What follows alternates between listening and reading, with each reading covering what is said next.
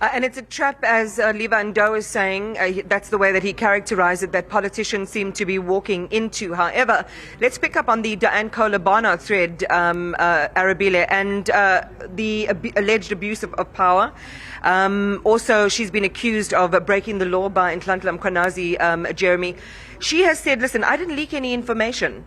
General Mkhwanazi is wrong about what he's saying about me. This was information that was already in the public domain.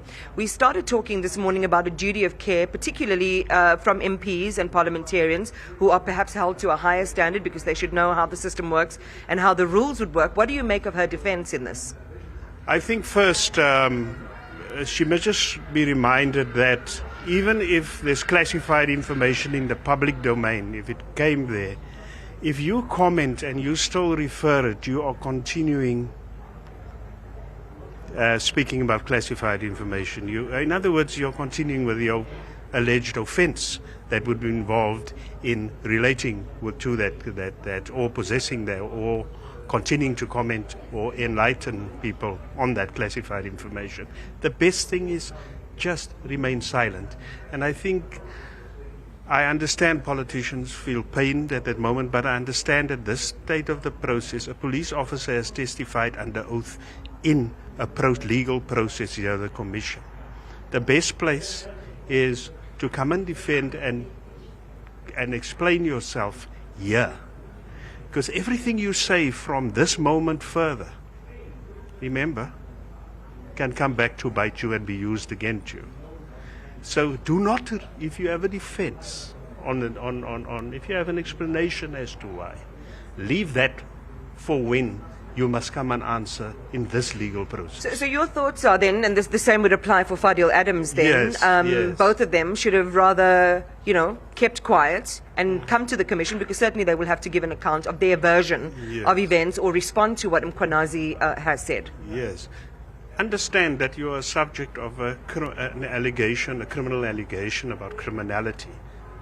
Whether rightfully or wrongfully so is not the point. The best thing is remain silent until you're in the forum, the legal forum, where you can articulate your defense. So my thing is, I still say, one would ask them to err on the side of just remain calm. There's no difference at this stage between you as a politician and an ordinary person who faces an allegation that is made in a legal forum.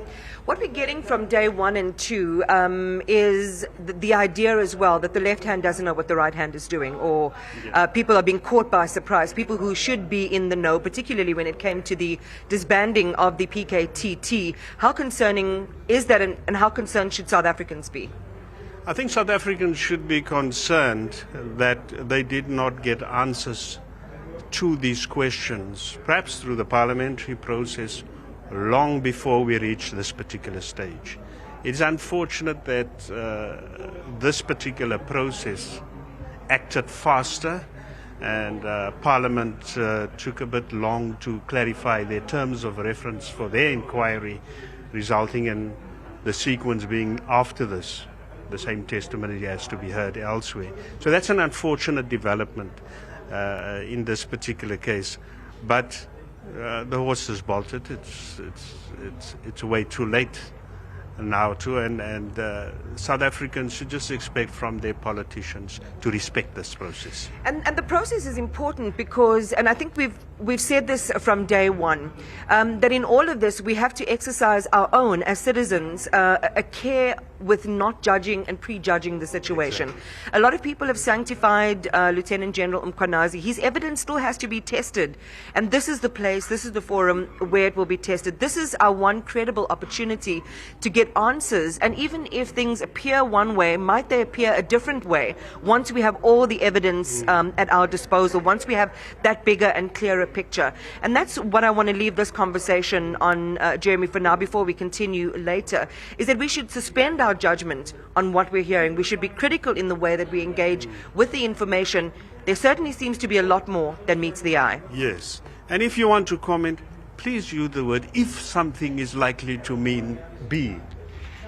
Then you can conclude, perhaps, if that is once proven, that it reflects this particular angle or whatever you say. Qualify if you want to respond. with the ifs and if proven. You understand? If you have an urge to respond in a particular way.